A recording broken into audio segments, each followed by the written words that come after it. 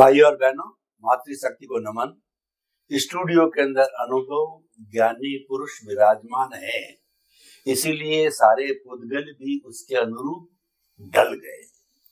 जहां पर ज्ञानी पुरुष विराजमान होते हैं, वहां के जो पुद्गल है उनमें भी ज्ञान स्वरूप शक्ति आ जाती, भौतिक शक्ति आ जाती है। पुद्गलों का प्रभाव होता है, तो उस प्रभाव के कारण हमको जो कुछ भी अनुभूति होती है वह भी ज्ञान स्वरूप होती है। यानी पुद्गल जो कोई चीज को जानने में बहुत बड़े सहायक होते हैं और वो ज्ञानी पुरुष की उपस्थिति से होता है। स्वामी जी समस्त श्रोताओं की तरफ से आपको बहुत बहुत धन्यवाद, साधुवाद करते की तरह जय सच्चिदानंद। जय सच्चिदानंद। स्वामी जी, मनुष्य से परिवार बनता है, परिवार से समाज बनता है, समाज से राष्ट्र बनता है और कई राष्ट्रों के समूह को विश्व कहते हैं। जो महत्वपूर्ण जिसके अंदर हमको ट्रेनिंग मिलती है, हम अधिकतर समय जीवन जीते हैं समूह रूप में, वो परिवार होता है।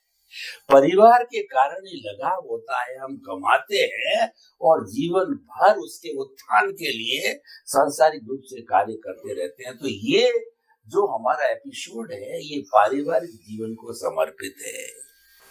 स्वामी जी, अगर कुछ पिछले समय की बात करें तो संयुक्त परिवार प्रथा होती थी, ज्यादा समय दूर नहीं है, यही कोई 20-30 साल पहले, 30-30, 50-50, हम लोग भी 30-30 लोग हमारे परिवार में रहे हुए हैं 20-30 साल पहले। लेकिन धीरे धीरे ये संयुक्त परिवार प्रथा अब तो नगण्य सी हो गई, एक मॉडल रूप में कहीं दिखती है, वो बात अलग है। तो ये संयुक्त परिवार प्रथा क्यों टूटती जा रही है, न्यूक्लियर फैमिली क्यों हो रही है और उससे नुकसान भी बहुत है, तो कृपया थोड़ा सा उपदेश दीजिए कि न्यूक्लियर फैमिली को कोई रोक नहीं सकता है, समय का अभाव है। लेकिन सवाल ये कि न्यूक्लियर फैमिली में उस परिवार को बनाने वाले माता पिता होते हैं, कम से कम वो तो रहना ही चाहिए ना। वो तो उसके बिना परिवार होता ही नहीं है, परिवार की परिभाषा भी नहीं बनती है। तो परिवार में बच्चे, माता पिता, दादा दादी हो तो बहुत अच्छी बात है, वो किस तरीके से वो रह सकते हैं और ये टूटने के क्या कारण है, खास तौर से इसको रोकना है, क्योंकि हमारी भारतीय संस्कृति ये अलाउ नहीं करती है। तो कृपया अध्यात्म विज्ञान की दृष्टि से उपदेश दीजिए कि न्यूक्लियर होके भी यहाँ स्थिर हो जाए और टूटे नहीं। प्रश्न के लिए धन्यवाद। देखो, ये जो टूटने की जो प्रक्रिया हुई है, इसके लिए खास करके माँ बाप बहुत जिम्मेदार है। भले ही इनको सहन करना पड़ता है, मगर जिम्मेदार वो है। माँ बाप ने सबकी अलग अलग आइडेंटिटी बनाने की कोशिश किया। अब एक है, हम फैमिली, पार्ट ऑफ फैमिली, वो बताने की कोशिश नहीं किया। जैसे जैसे बच्चा या बच्ची आगे बढ़ती है, सबको कहता है कि तुम्हारा अलग अकाउंट बना दो, यानी डिफरेंस शुरू हुआ। अभी मेरा अकाउंट बन गया तो मैं मेरे अकाउंट में से कुछ भी कर सकता हूँ, यानी किसी का कंट्रोल नहीं रहेगा।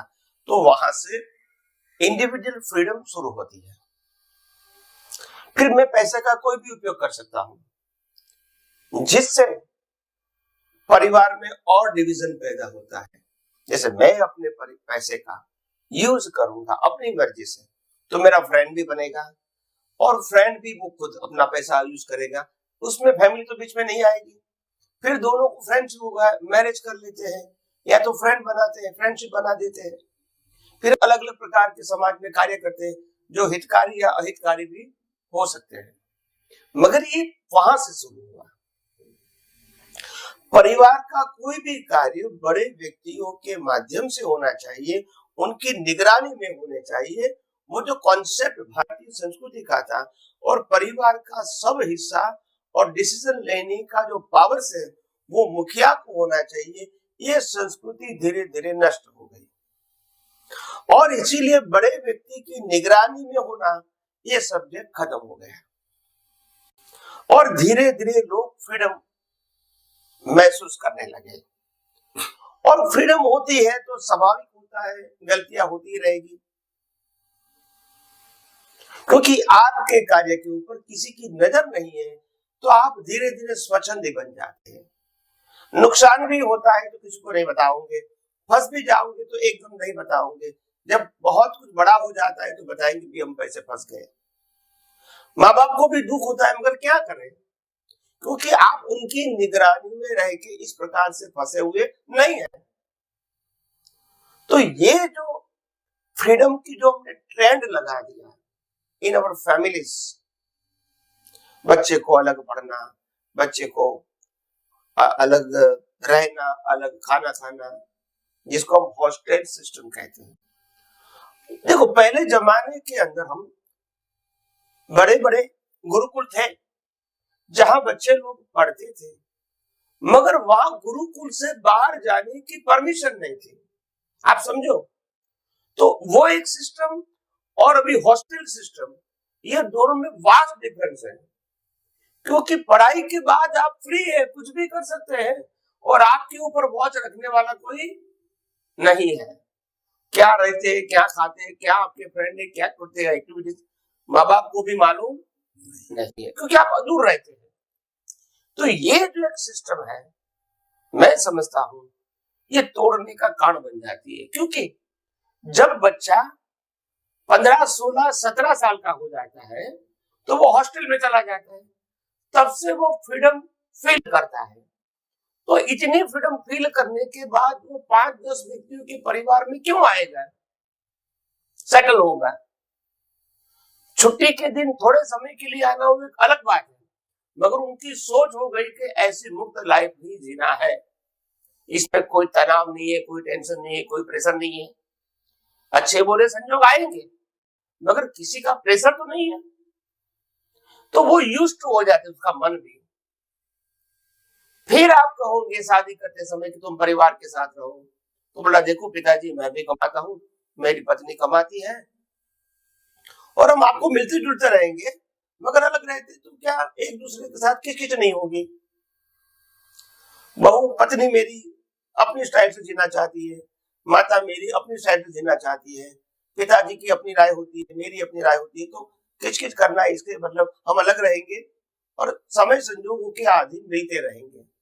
ऐसे करते करते माँ बाप भी समाधान ले लेते, क्या करेंगे, आखिर युवा जो होता है उनकी तो सुनना पड़ेगा। तो इस प्रकार से समाज टूटता गया। और ये जो पद्धतियां थी वो कंपेयर करते हैं तो उनको मालूम होता है कि ये पद्धतियां जो रिवाइज हुई है वो गुरुकुल का मॉडर्न स्टाइल वेस्टर्न कंट्रियों ने बनाया, क्योंकि वहां गुरुकुल नहीं थे। और फिर लोग समझे कि गुरुकुल में तो ऐसा ही होता था, वो बहुत डिफरेंस है। गुरुकुल में तो वहां जो खाना पीना, रहना, स्टाइल, काम करना, ये सब कुछ कॉमन था, no private and no special. सभी को सब काम करना होता था और सभी के साथ ही रहना था। उस गुरुकुल में उस समय लेडीज जेंट्स भी नहीं था। तो ये इसको कंपेयर करना गुरुकुल और अभी की जो सिस्टम है वो करेक्ट नहीं है। मगर क्या है, ये काल की असर है। अभी आप रिवॉल्यूशन लाना चाहते हैं तो एकदम से तो नहीं आएगा। इसका बताऊं मैं आपको क्यों नहीं आएगा एकदम। क्योंकि बच्चे लोग अलग रहते हैं, पढ़ाई करते हैं, अच्छा पैसा कमाते हैं और खुद का घर बसा लेते हैं, लोन भी मिल जाती है, यानी लाइफ चालू हो जाती है। तो आपकी हेल्प के बिना खुद का घर ले सकता है लोन पे, खुद की कार ले सकता है, मैरिज कर सकता है। तो उनको लगता है कि जरूरत क्या है फैमिली की। चलो फैमिली है, हम मानते हैं, मगर ऐसा नहीं है कि हम फैमिली के साथ रहे, वो भी अलग रहे, मैं भी अलग रहूं, हम अपना जीवन जी, वो उनका जीवन है, काम काज के लिए मिलते जुलते रहेंगे। तो ये एक जो मानसिकता जो समाज में पैदा हो गई है, वेस्टर्न की भी असर है, मैं मानता हूं, मगर इसको अभी टर्न करना बहुत टफ बात है। तो जैसे जैसे संजोग आएंगे, अगर कुदरत कुछ ऐसे संजोग लाए, जैसे कोविड आया था, ऐसा कोई संजोग आया जिसमें एक व्यक्ति को अलग रहना दुष्कर हो जाए, एक हस्बैंड वाइफ को, और परिवार की जरूरत पड़े, ऐसा कोई संजोग कुदरत लाती है मास ऑफ पीपल के लिए, तो रिवॉल्यूशन आ सकता है। नहीं तो रिवॉल्यूशन आना, फिर से बड़ी फैमिली बनना बहुत दुष्कर बात है। और आपने वो अंतिम सत्य बताया कि कम से कम माता पिता के साथ तो रहे। तो देखो आज की जो स्टाइल है बच्चे की, वो पहले से ऐसी है कि हम शादी करेंगे तो अलग रहेंगे, ये सोच होती है। इस प्रकार के माहौल में हमको नहीं रहना है। हाँ, पैसा कमाएंगे, मेहनत करेंगे, मगर इस प्रकार के माहौल, ताकि हम अपने दोनों विचार वाले व्यक्ति जी सके और तीसरे का डिस्टर्बेंस नहीं रहे या इंफ्लुएंस नहीं रहे किसी का। तो ये एक स्टाइल बन गई। हॉस्टल लाइफ कहो, विचारधारा कहो, अपने मित्रों को देखना कहो, फॉरेन की लाइफस्टाइल कहो, और इस प्रकार से मुक्त रहने के फिल्म वगैरह देखते रहो, तो असर तो होगा ही।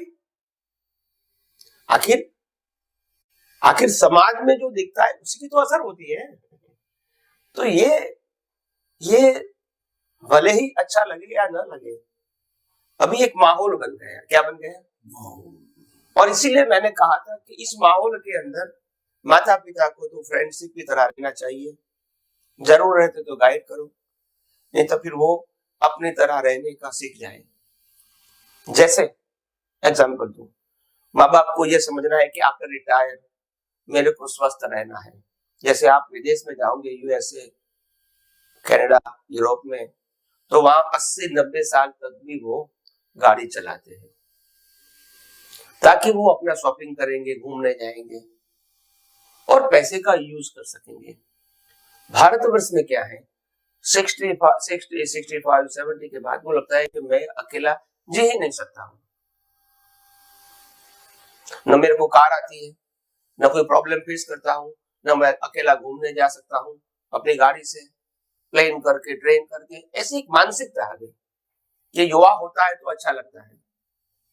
ये मानसिकता में से अगर भारतवर्ष के खास करके जो सीनियर सिटीजन लोग हैं, अगर वो बाहर निकले और कहे कि एक जीवन था हमारा जो खेलने का था, दूसरा जीवन था हमारा पढ़ाई करने का, तीसरा जीवन था हमारा पैसा करने का, पैसा कमाने का, चौथा जीवन था हमारा फैमिली लाइफ, अभी हमारा जीवन रिटायर होके हमको अभी इस प्रकार से जीवन जीना है ताकि हम जीवन के अंत तक हमारा उत्साह बना रहे।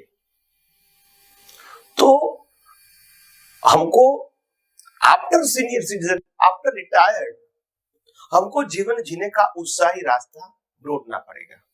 एक्टिविटीज, घूमना फिरना, देखना, आप समझे ना, एज अ टूरिस्ट धार्मिक स्थल पे जाओ, नेचुरल प्लेस पे जाओ, और कोई जगह पे जाओ, मतलब हम जा सकते हैं, कर सकते हैं, अपने पैसे का उपयोग कर सकते हैं, ऐसा महसूस होना चाहिए, तभी लाइफ रहेगी। सिर्फ आपको उनके बच्चे करेंगे वही मैं जीऊंगा, तो फिर आप डिपेंडेंट हो जाओ, फिर वो लाइफ निकल तो जाएगी, मगर निकालना वो भारी हो जाता है, क्योंकि हर बात में डिपेंडेंट, तो ये नहीं होना चाहिए। तो मेरा कहने का मतलब ये है कि हम अभी तक तो जिम्मेदारी के साथ जीते थे, अभी आप सबको बड़ा कर दिया, शादी करवा दिया, आप भी पैसे कमाते हैं, अभी हमको हमारी तरह जीने दो। हमने आपको बड़ा करने के लिए जो मेहनत किया था और हमारी फर्ज भी थी, तो हमको जब जरूरत होगी तो आप में हमको हेल्प करना, नहीं तो हम अपनी तरह जी रहे हैं, ठीक है, परिस्थितियों के अधीन, और आपकी तरह जियो। मगर उत्साह बना रहना बहुत इंपॉर्टेंट है। 75, 80, 85 तक भी हमारा जीवन जीने का उत्साह बना रहना चाहिए। अगर उत्साह टूट गया तो फिर जिंदा है, फिर भी जिंदे नहीं है, क्योंकि फिर आपका जीवन टोटल डिपेंडेंट हो जाएगा। ऐसा न होवे, ऐसी मानसिकता, ऐसे आश्वासन और एक पैसा भी अपने पास होना चाहिए। मैंने बहुत सारे लोगों को व्यवहार में सलाह भी दिया है कि कभी बच्चा बच्ची को मिल्कत देने की जिंदा जीवन कोशिश मत करो। ये ब्लंडर है, ब्लंडर समझते हैं, मिस्टेक नहीं समझता हूं। उनको यही कहो कि देखो तुम्हारे नाम पे मैंने सब कुछ लिखा है, after we die as a father and mother, फिर आपका ही तो है, मगर जिंदे जी दे के फिर हैंडीकेप जीवन जीना, लाचार जीवन जीना, सब कुछ देने के बाद अगर मेरे पास 1 करोड़ है तो मैंने बच्चों को दे दिया 25-25 लाख में, आप मकान ले लो, उन्होंने ले भी लिया, आपका पैसा खत्म हो गया। अभी आपके पास 5, 10, 15 लाख बचे हैं, उसमें तो कोई बीमारी आई, खत्म हो गए। अभी आपका पैसा नहीं है, कोई बच्चे को मेरे को 5,000 दो, पापा मेरे पास नहीं है, उनके पास मांगो, तो आप हैंडीकेप हो गए ना। 25 लाख दिया, तकलीफ नहीं थी, 5,000 उनके पास नहीं है, तो ये आपकी लाचारी क्यों हुई? Because of your wrong decision. मेरा कहने का मतलब ये ऐसा नहीं होना चाहिए भाई, जैसे हम आगे बढ़े ऐसे आप भी आगे बढ़ो, कौन मना करता है? कोई कोई बच्चे को खाना पीने की तकलीफ है, जॉब नहीं है, और इसको प्रोवाइड करना वो एक अलग बात है, उसको नेसेसिटी बोलते हैं, मगर खुश होके दे देना वो नॉट गुड। कोई बच्चा बिजनेस करता है, उसको कहते हैं कि पापा मेरे पास और थोड़ा 2-5 लाख की जरूरत है, तो आपको कहे ना, आपको देखो मैं आपको उधार देता हूँ, आपको ब्याज देना पड़ेगा, मतलब इसको उसकी वैल्यू होना चाहिए। भी पापा ने दिया 5 लाख में, तो हमारा ही है ना, भी तो ऐसा नहीं होना चाहिए, नहीं तो फिर घर परिवार में झगड़ा हो जाएगा, बड़ा उनका दिया तो हमको भी दो, तो ये बात नहीं है। हर बात में एक पॉलिसी होनी चाहिए, ताकि दूसरा व्यक्ति मांगेगा तो उनको मालूम मेरे को भी ब्याज देना पड़ेगा, ये फ्री नहीं है। तो कभी कभी बड़े व्यक्ति ज्यादा भावावेश में आके जो गलतियां कर बैठता है, तो फिर उसका भुगतान भी उसको करना पड़ता है, क्या करेंगे। तो जीवन में ऐसा होता है, मैंने बहुत सारी व्यक्तियां देखी कि भावावेश में आके गलतियां करते हैं और फिर उसको सहन भी करना पड़ता है, और ऐसी परिस्थिति में से निकलने का रास्ता बहुत कम होता है, क्योंकि हम समाज के अंदर जी रहे हैं। तो मैं समझता हूँ बड़े सीनियर सिटीजन के व्यक्तियों को बहुत जागृति से काम लेने की जरूरत, ज्यादातर भावावेश में आने की जरूरत नहीं है, और प्रैक्टिकल जीवन जिए, आनंदमय जीवन जिए, परिश्रम वाला जीवन जिए। परिश्रम का प्रकार अलग होगा, पैसे कमाने का परिश्रम नहीं, घूमना फिरना, देखना जानना, अपने स्वास्थ्य को अच्छा रखना, जिम में भी जाना, योगा में जाना, जहां भी पॉसिबल है, कैसे भी करके अपना स्वास्थ्य को बनाए रखना है, ताकि हम अपने जीवन का उपयोग कर सकें विदाउट हैंडीकेप। तो ये सब बातें हमको ध्यान में रखें, अगर शायद हम समाज में जिएंगे तो मैं समझता हूँ युवाओं के लिए भी अच्छा है और बुजुर्ग लोगों के लिए भी अच्छा है, एक रास्ता है। क्योंकि देखो आज जिस प्रकार का एनवायरमेंट भौतिक डेवलपमेंट से हो चुका है, इसको बदलना बहुत दुष्कर है। अभी ऐसी परिस्थिति हो गई है और लोगों ने मन से या कमन से स्वीकार कर लिया है, और खास करके युवाओं को ये पसंद है। अभी आप क्या करोगे, आपको पसंद है कि नहीं? युवाओं को पसंद है तो वो तो करेगा, और नहीं करने दोगे तो घर में करते रहेंगे, तो फिर आप कहेंगे चलो भी अलग हो जाओ, क्या करेंगे? तो ये लंबा नहीं चलता है। तो इसीलिए मैंने कहा उन्होंने अपना रास्ता ढूंढ लिया है, due to the circumstances and environment, हमको अपना रास्ता ढूंढना पड़ेगा।